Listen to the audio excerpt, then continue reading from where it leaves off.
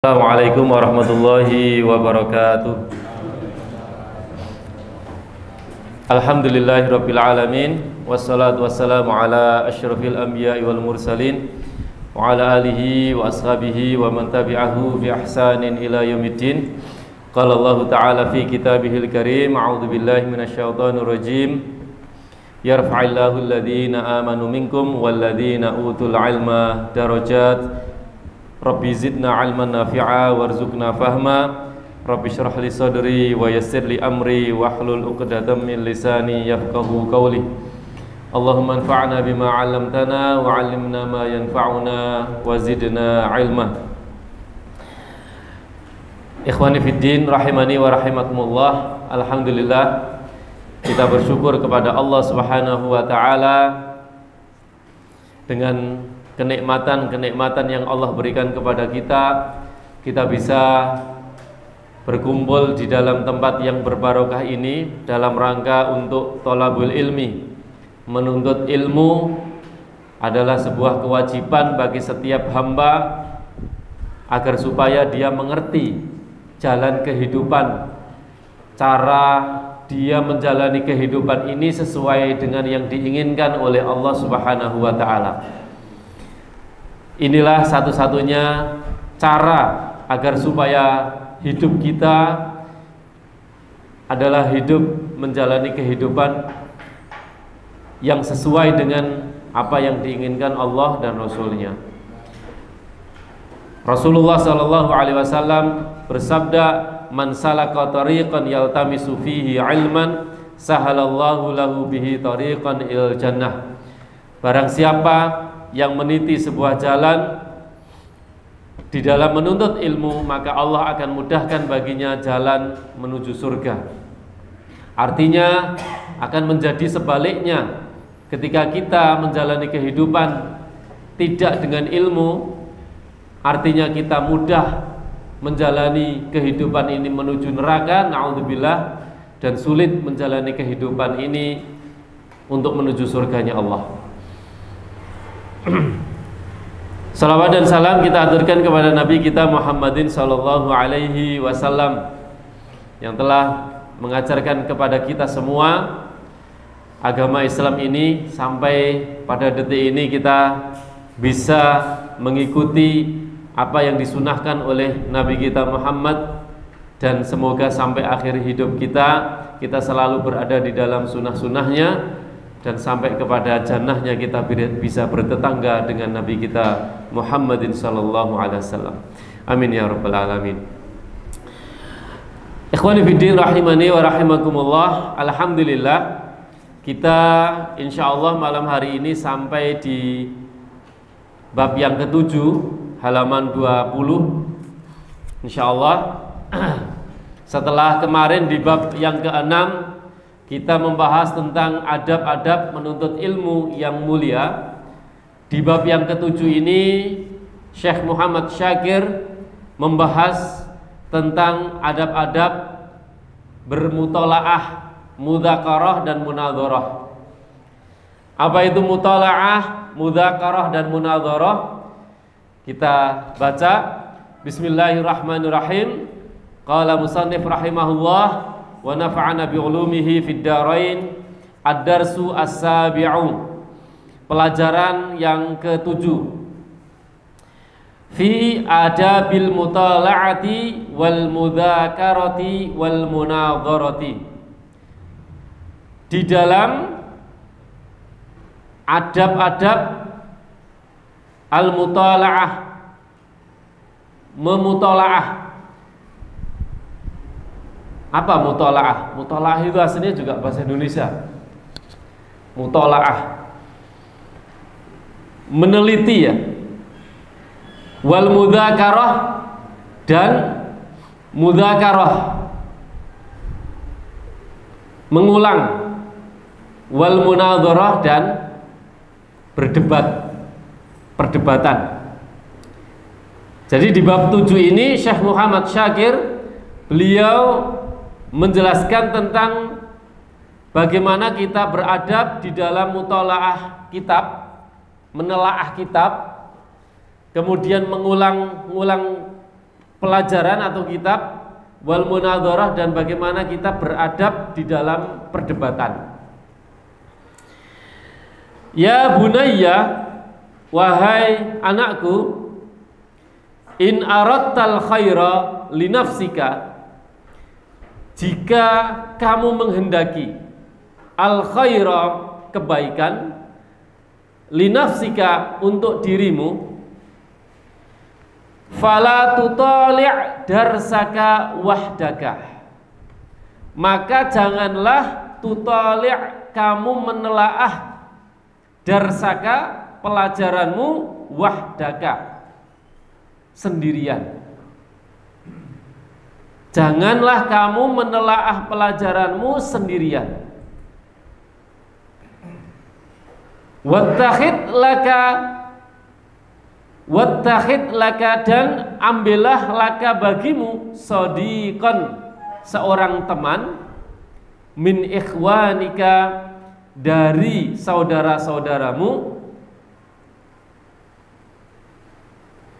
yusyarikuka fil mutala'ati,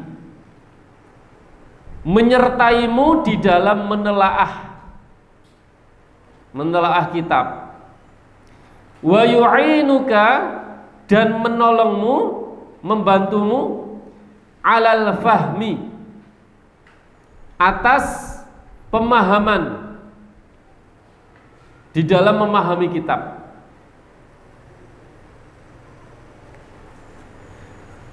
Fa idza mararta bimas'alatin, maka apabila mararta, kamu melewati atau mendapati, bimas'alatin, dengan sebuah masalah, kesulitan, wa dhananta annaka fahimtaha, dan kamu mengira, annaka, bahwa dirimu, fahimtaha, telah memahaminya, memahami masalah itu, fala taktafi bidhonnika, maka janganlah kamu merasa cukup dengan perasaanmu, dengan prediksimu, perkiraanmu. Fala taktafi bidhonnika, jangan kamu merasa cukup dengan perasaanmu. Hatta tada'al kitab, sehingga kamu meninggalkan kitab, meninggalkan belajar, meninggalkan kitab, min yadika, dari tanganmu. Wa tuqarriraha li nafsika aw liman ma'aka, wa tuqarriraha, tapi kamu menetapinya, tetap pegang kitab itu, li nafsika, untuk dirimu, aw liman ma'aka, atau untuk orang yang bersama dirimu. Ka'annaka, seakan-akan kamu, tulqi, menyampaikan, darsan, sebuah pelajaran, alal muta'allimin, atas orang-orang yang belajar, atas orang-orang yang belajar. Baik, ya. Syekh Muhammad Syakir di dalam bab yang ketujuh ini mengajarkan kepada kita semua bahwa sesungguhnya belajar di dalam memahami kitab, sebuah kitab, nah ini juga harus kita terapkan pada diri anak-anak kita, bahwa sesungguhnya cara belajar yang baik itu adalah kita menelaah sebuah pelajaran itu tidaklah kemudian kita belajar itu sendiri, tapi hendaknya kita itu mengajak teman kita untuk sama-sama belajar. Nah ini baiknya dahulu, ya, sampai sekarang juga masih ada, bahwa guru kita dahulu itu seringkali memberikan sebuah tugas belajar kelompok. Kelompok 1, kelompok 2, ya, belajar kelompok. Dalam sebuah bab dipelajarin 5 atau 4 orang. 4 anak, ayo semuanya sama-sama belajar memahami judul bab ini. Itu sangat bagus. Karena menelaah kitab ini, kalau kita sendirian, di saat kita itu tidak memahami sebuah masalah, ada yang membantu kita, ada yang menolong kita. Oh, ternyata di bab ini saya nggak paham bagaimana Ustadz tadi menjelaskan. Ada temannya yang paham, kemudian oh tadi itu seperti ini, seperti ini, seperti ini. Itu fungsinya, agar supaya di dalamnya itu ada rasa saling ta'awun, saling tolong menolong di dalam memahamkan sebuah pelajaran.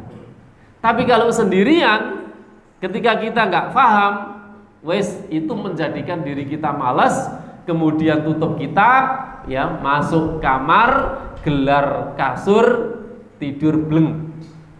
Ya. Malas karena membaca kitab itu wes gak paham. Apa takok sopo sing ape ditakoni. Karena gak ada temennya. Inilah yang dimaksud oleh Syekh Muhammad Syakir, bahwa ketika kita nggak bisa, itu ada orang-orang yang bisa membantu kita untuk menjelaskan dan memahamkan pelajaran kita itu.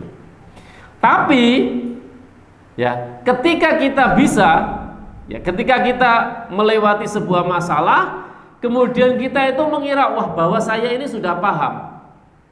Ya, saya sudah paham. Ini ya sangat tidak dianjurkan.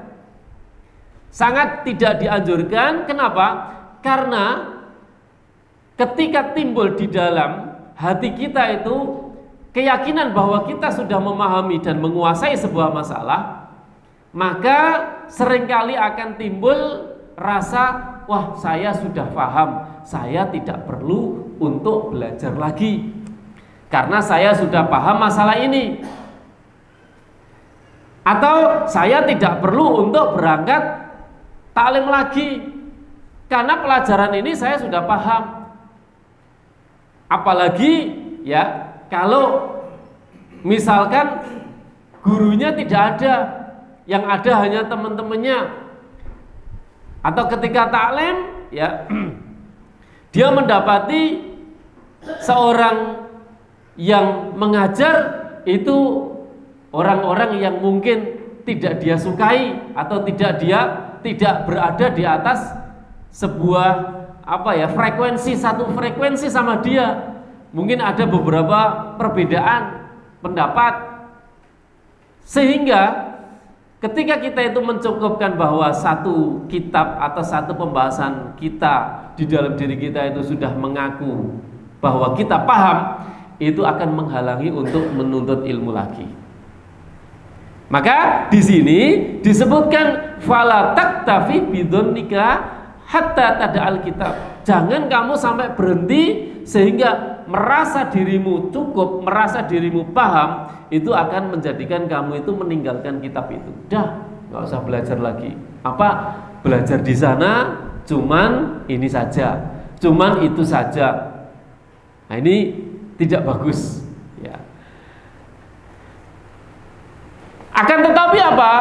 Akan tetapi kita tetap disuruh untuk melazimi, tetap untuk memegang kitab itu, mempelajari kitab itu ya. Walaupun ya kita mungkin sudah memahami, tapi setiap kali kita mendapatkan sebuah keterangan dari sebuah kitab dari ustadz yang berbeda, seringkali kita tetap juga mendapatkan keterangan-keterangan yang baru, yang berbeda juga. Maka disitulah kita itu diharapkan mendapatkan hikmah-hikmah yang lain. Karena al-hikmatu dhalatul mu'min. Hikmah itu adalah barang yang hilang dari orang mukmin, sesuatu yang hilang dari seorang mukmin. Maka kita disuruh untuk mencari sebuah hikmah itu. Maka pernah ini Allah Subhanahu wa taala menegur Nabi Musa alaihissalam ya, ketika beliau itu mengatakan bahwa aku ini sudah memahami semua ilmu dan aku adalah yang paling pinter. Diceritakan dalam kisah Nabi Musa dan Nabi Khidir di surat Al-Kahfi itu ya. Maka kemudian Allah Subhanahu wa taala menegur dengan rasa diri mencukupkannya Nabi Musa itu. Allah Subhanahu wa taala menegur, "Hei Musa, sesungguhnya ya ada orang yang lebih tahu tentang ilmu di mana Allah tidak mengajarkan ilmu itu kepada dirimu. Maka carilah ilmu itu kepada orang tersebut yang dia berada di antara pertemuan dua laut." Dan ternyata ilmu itu kemudian dicari Nabi Musa, ketemulah dengan Nabi Khidir, dan ternyata ilmu yang tidak Allah Subhanahu wa taala berikan kepada Nabi Musa dan kemudian Allah berikan kepada Nabi Khidir itu adalah ilmu hikmah, ilmu yang tidak dimiliki oleh Nabi Musa. Dan ternyata ketika belajar dengan Nabi Khidir, maka 3 peristiwa yang didapati oleh Nabi Musa dari Nabi Khidir semuanya adalah sesuatu perkara yang baru, yang semuanya itu bertolak belakang dengan pikirannya yang Nabi Musa itu tidak tahu. Mulai dari Nabi Khidir melubangi kapal, melubangi perahu ya, sampai kemudian dia membunuh anak kecil, sampai kemudian dia membangunkan sebuah rumah.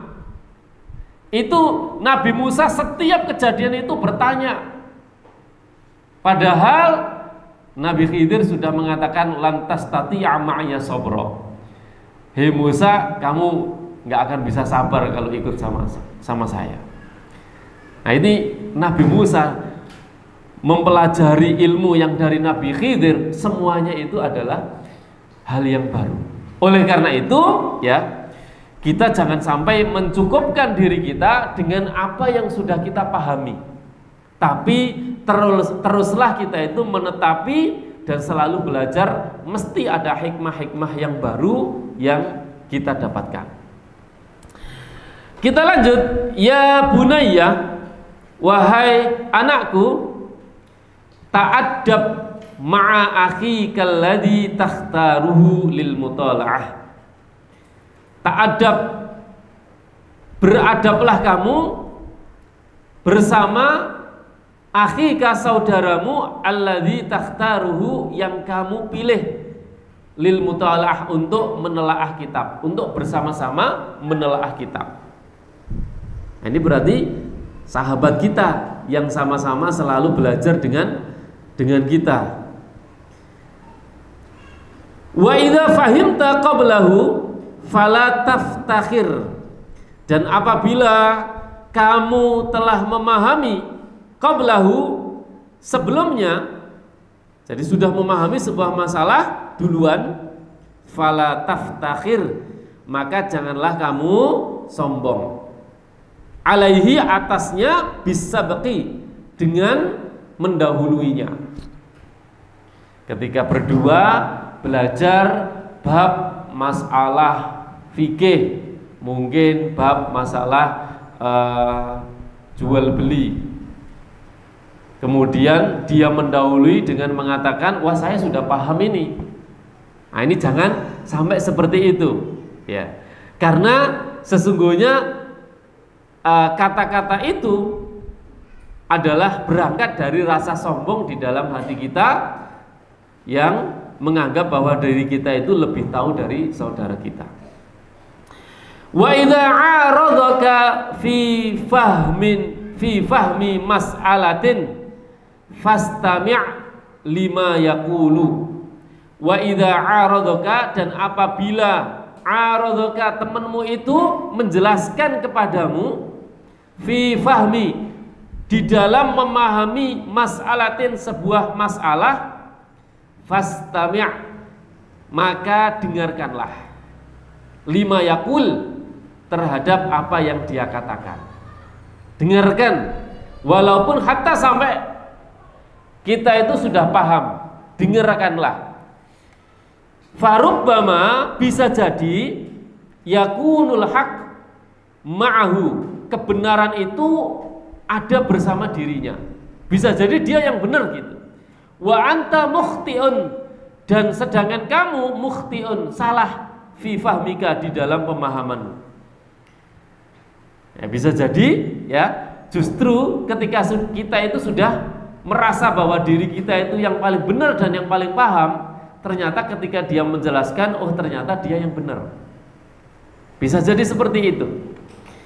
Wa iyyaka, dan jangan sampai dirimu wal mujadalata bil batil, mendebat ya, mendebat bil batil, dengan kebatilan, wal intisari, dan intisar merasa menang, liro'yika, pada pendapatmu, merasa benar pendapatnya, merasa paling baik. Ingkana khotoan, walaupun kana khotoan, itu adalah salah. Jadi jangan sampai kita ini mendebat dengan cara yang batil dan merasa bahwa diri kita itu benar, pendapat kita itu yang benar. Ingkana khotoan, jika pendapat kita itu salah, maksudnya begitu. Jadi betul-betul kita ini ya diperintahkan di dalam belajar itu tidak ada yang namanya rasa menggurui, rasa paling tahu, apalagi rasa menyalahkan atau perdebatan yang sifatnya itu menyalahkan. Naudzubillah. Ini akan menghalangi sampainya ilmu kepada kita. Fa innal ilma amanatun, karena sesungguhnya ilmu itu adalah amanah dari Allah Subhanahu wa ta'ala.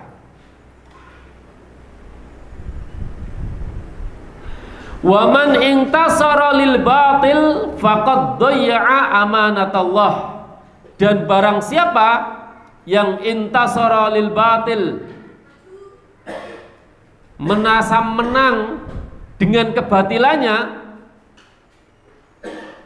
atau tolong menolong dengan kebatilannya juga bisa, faqad dhayya'a amanatallah, maka sungguh dia telah menyia-nyiakan amanah Allah Subhanahu wa ta'ala.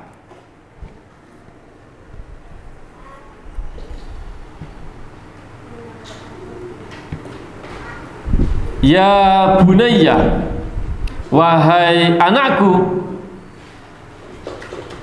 aktsir minal mudzakarah. Ini poin yang kedua ya, yaitu mudzakarah. Sampai di poin itu tadi, itu adalah keterangan dari mutolaah, dan ini yang selanjutnya adalah mudzakarah, mengulang-ulang pelajaran.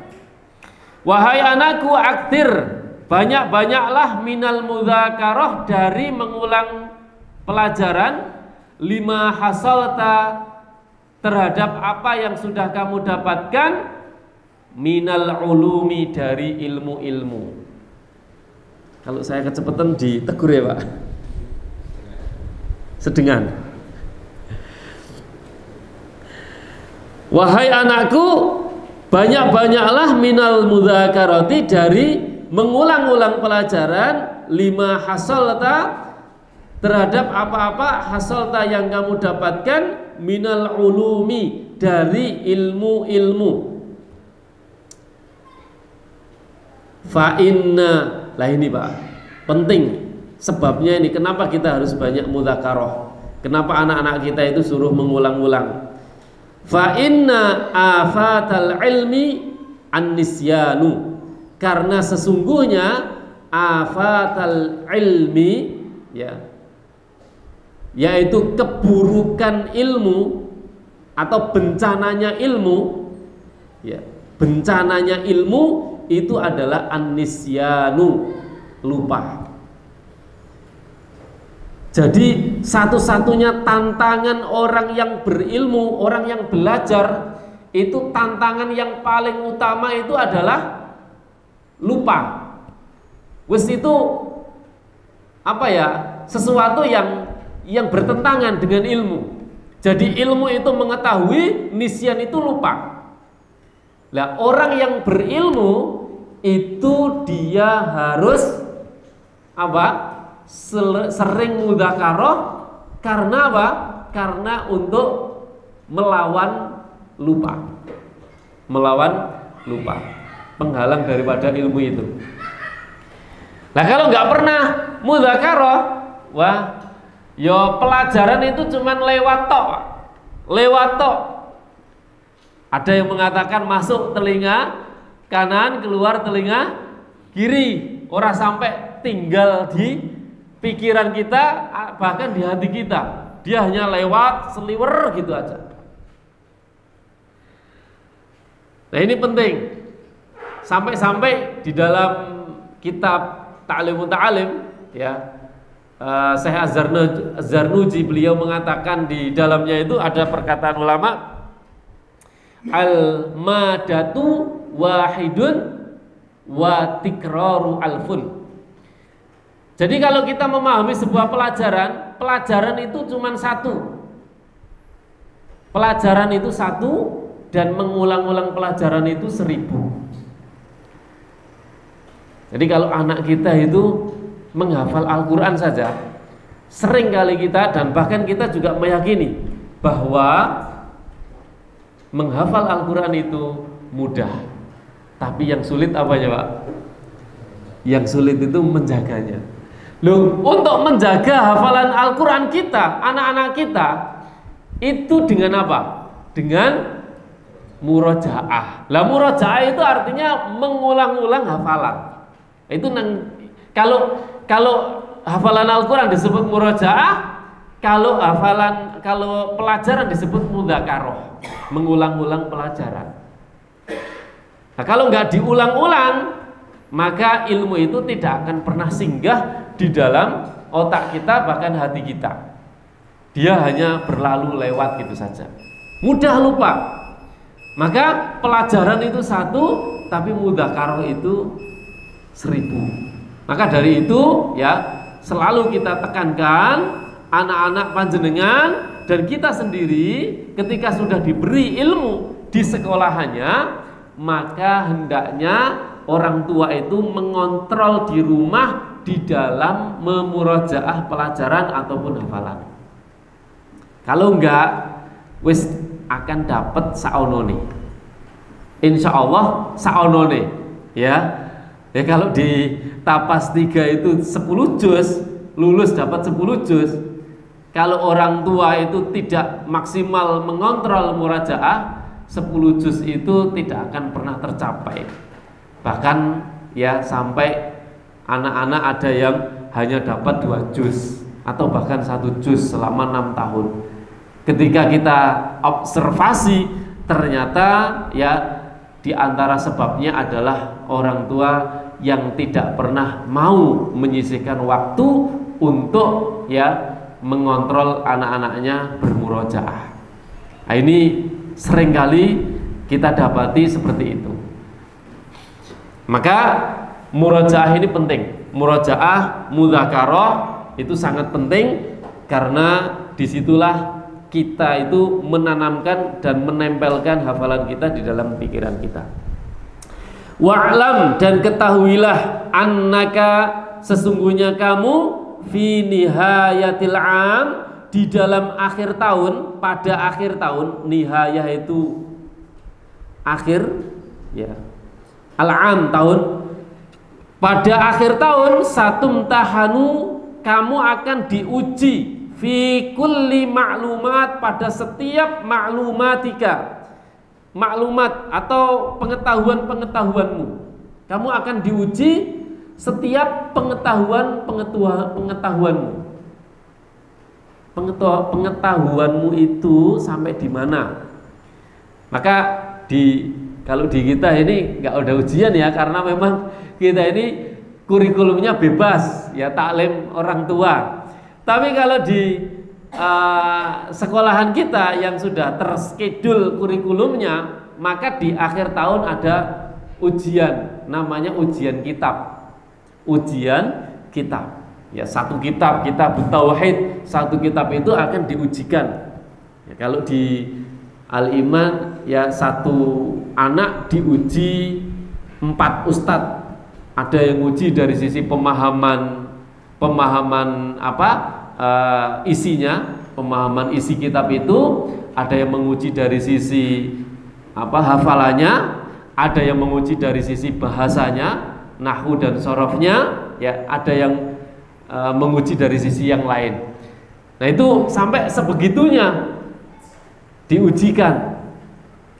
Wa indal imtihani, dan ketika diuji, ketika di dalam ujian, yukramul mar'u, seseorang itu dimuliakan idza ahsanal ijabah, apabila ahsanal ijabah, jawabannya itu bagus, jawabannya itu benar semua. Jadi kalau anak-anak kita itu bisa, maka dia akan dihormati, ya, akan dihormati, dimuliakan. Bukan dimuliakan karena kepandaiannya, tapi dimuliakan karena ilmu dan maklumat yang dia simpan di dalam dirinya. Wa yastahinu bihi ahluhu wa ikhwanuhu, wa yastahinu bihi, dan dia akan diremehkan atau dilecehkan, ya lebih tepatnya itu tidak dihormati begitu. Ahluhu, oleh keluarganya, wa ikhwanuhu, dan saudara-saudaranya, idza lam yuhsinul jawab, apabila jawabannya itu tidak benar, artinya salah kabeh jawabannya. Itu kira-kira wong tuane, awakmu iki ya di sekolah nono kuno ngene, di sekolah nono kene ngene, gak nondi-nondi kok ngono. Ya. Ini kadang-kadang orang tua itu kesal sendiri, kesel, ya. Akhirnya orang tua juga mau memberikan apa-apa itu malas, karena dia selalu ya repot, selalu tidak sungguh-sungguh di dalam belajar, sehingga nilai ujiannya itu tidak bagus. Ya akan seperti itu. Tapi ketika anak-anak kita ini kok ranking 1, ranking 2, ya dan seterusnya, maka kita itu akan menghormati dia, dalam artian menghormati karena ilmu yang sudah dia dapatkan. Maka ada seorang teman yang menghadiahi anaknya ketika hafal 30 juz dengan mungkin, dengan dihadiahi umrah, haji dan seterusnya, itu sesungguhnya adalah hadiah sebagai bentuk penghormatan, ya, bukan karena kepandaiannya anakku pinter, enggak, tapi dia lebih menghormati bahwa anaknya itu sudah menghafal 30 juz. Nah, wa dhahara annahu mufarritun fit tahsil, dan sangat nampak annahu, sesungguhnya dia, anak yang tadi jawabannya benar semua itu, mufarritun fit tahsil, betul-betul semangat di dalam belajarnya. Ya, udah pasti itu. Kalau dia itu ranking 1, pasti di pondoknya itu ketika dia belajar pasti semangat. Ya. Nek ranking terakhir, ya apalagi banyak keluhan dari ustadzahnya, berarti di sekolahannya itu mesti angel dituturi. Itu masya Allah ya, anak-anak kecil seusia SD itu sering saya menjumpai ada beberapa anak itu yang susah sekali fokusnya di dalam belajar. Susah, ya. Susahnya itu ketika disuruh untuk memperhatikan ustadzahnya, itu paling 1 menit, itu habis itu wes bermain lagi, terus begitu. Nah ini ya bisa menjadikan anak ini ketika kurang konsentrasi, tidak bisa maksimal di dalam menerima pelajaran. Sehingga ayo kita sebagai orang tua, kita di rumah itu selalu berpesan ketika anak-anak kita berangkat sekolah, maka kita pesani, nak, perhatikan ustadzah, perhatikan ustadznya ketika mereka menjelaskan pelajaran. Itu akan sangat diingat oleh anak-anak kita, sangat diingat ya. Di sekolahan diingatkan lagi, ayo apa pesan orang tua sama kamu sebelum sekolah, gampang. Nah, seperti itu kedua belah pihak mendukung, insya Allah anak ini akan mudah untuk fokus terhadap pelajaran. Kita habiskan satu paragraf lagi. Ya bunayya, wahai anakku, iyyaka, jangan sampai dirimu ayyakuna mudzakaratuka ibaratan an hifdhi al-fadil. Jangan sampai dirimu ayyakuna mudzakaratuka, menjadikan mudzakarahmu itu, mengulang-ulang pelajaranmu itu, ibaratan, hanya sekedar ucapan, ungkapan, an hifdzil alfat, di hafalan lafat-lafatnya tok, lafat-lafatnya saja.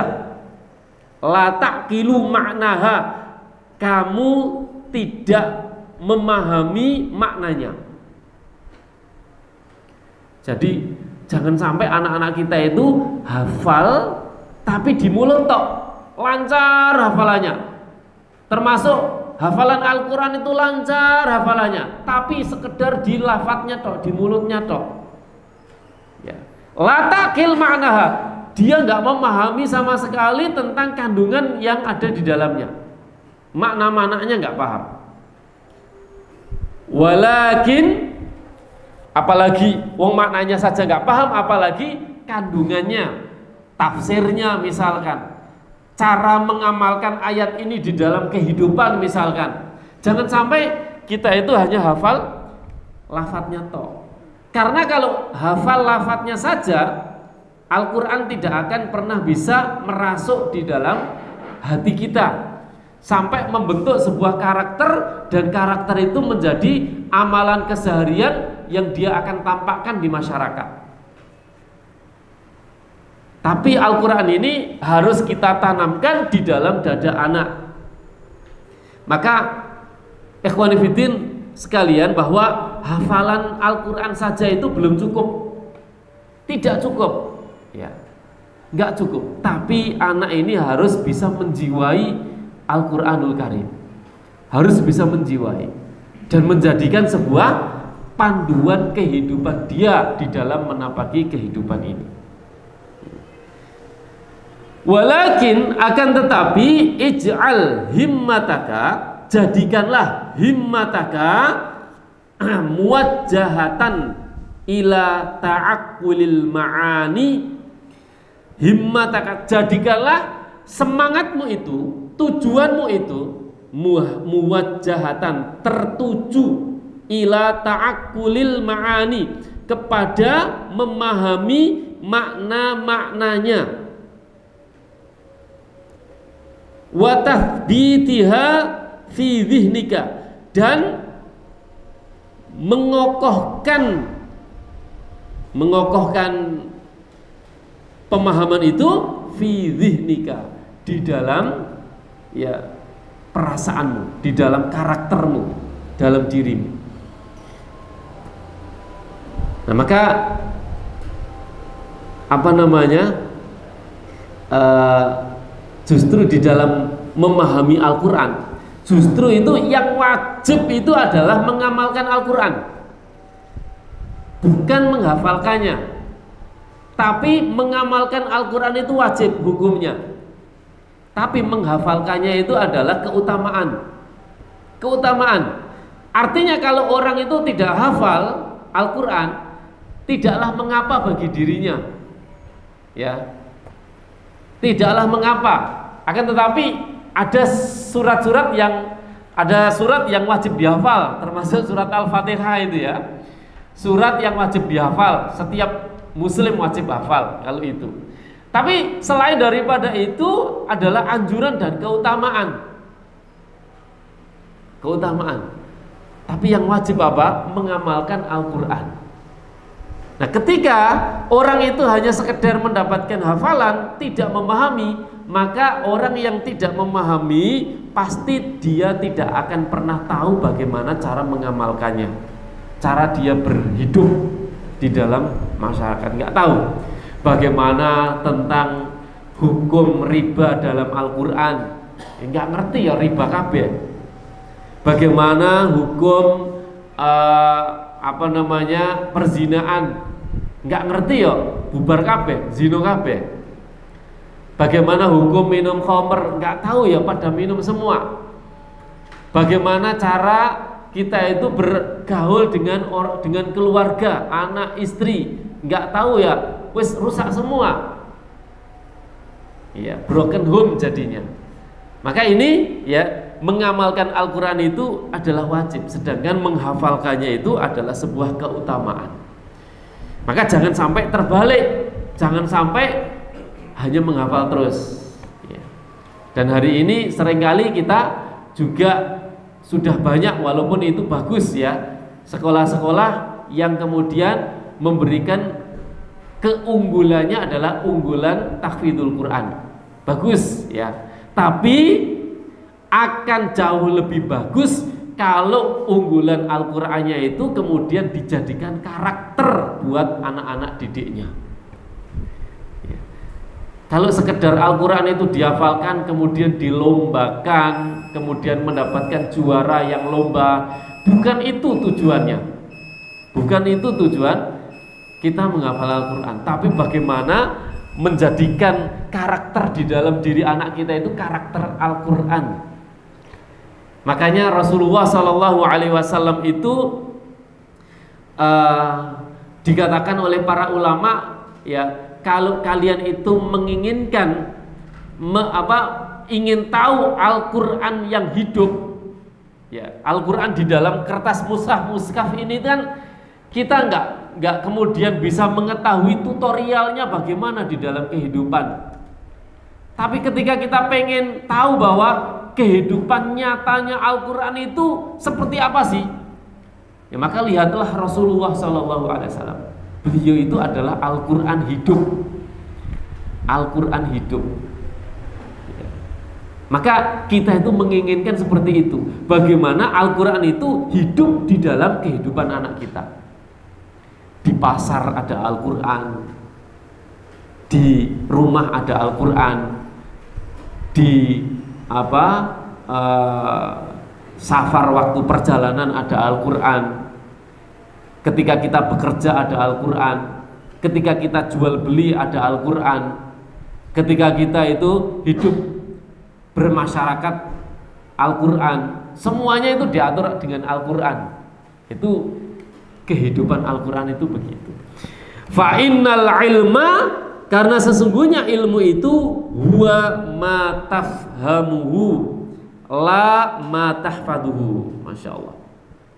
Sesungguhnya ilmu itu adalah apa yang kamu pahami, bukan apa yang kamu hafalkan. Bukan apa yang kamu hafalkan. Jadi itulah ya. Maka ada sebuah kata-kata mahfudzat yang bagus itu, al ilmu bila amalin kasyajari bila thamari. Ilmu itu kalau tidak diamalkan sama seperti pohon tidak ada buahnya. Ya, pohon nggak ada buahnya ya tidak bisa dimanfaatkan. Nah, inilah ikhwan fiddin rahimani wa rahimakumullah, sangat penting untuk kita supaya kita itu menanamkan karakter kepada anak dengan karakter Al-Qur'an, dengan cara betul-betul kita disuruh untuk memahamkan Al-Quran terhadap apa yang mereka hafalkan. Dan ini peran orang tua sangat penting sekali di dalam hal itu. Demikian sampai di sini dulu, insya Allah kita lanjutkan minggu depan. Bisa dipahami Pak? Ada yang ingin ditambahkan atau ditanyakan? Sambut ya. Alhamdulillah. Subhanaka Allahumma bihamdika asyhadu an la ilaha illa anta astaghfiruka wa atubu ilaik. Assalamualaikum warahmatullahi wabarakatuh.